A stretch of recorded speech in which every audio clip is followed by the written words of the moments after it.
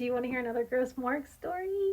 Well, I guess this one isn't gross. This is the first time that I ever got to go on scene. And prior to that, like my experience with dead bodies had always been in the morgue. So an investigator called back to the morgue, said they were short staffed and needed help. I'd never been on scene before and I was super stoked.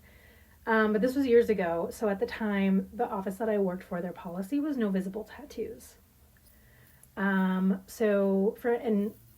For me to go was fine. I just had to wear a scarf and gloves and a coat.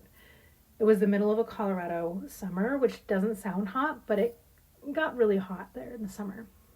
So I was super stoked. I didn't care if I was sweaty or whatever the case may be.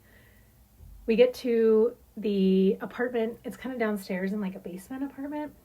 And for some reason, none of the lights were on. And I had never experienced a decedent in the wild. That's what I call it. Outside of the morgue, outside of a controlled environment that I was very comfortable in. So when we arrived and the homicide detective was there, just making sure that everything was okay.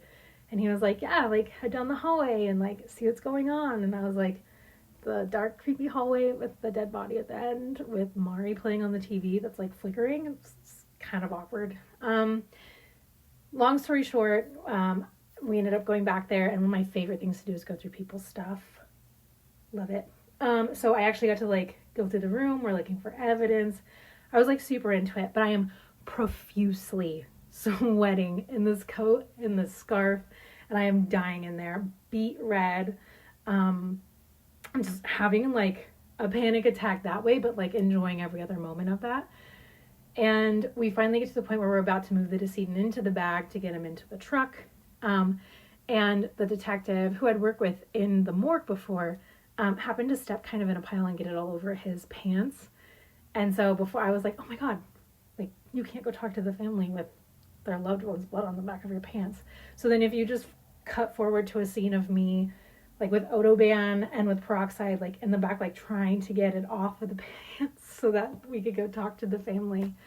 Talking to families isn't my favorite part of the job, but I did enjoy it regardless of how sweaty they saw me. And I hope that that's not their only impression of me forever. It's just how sweaty I was.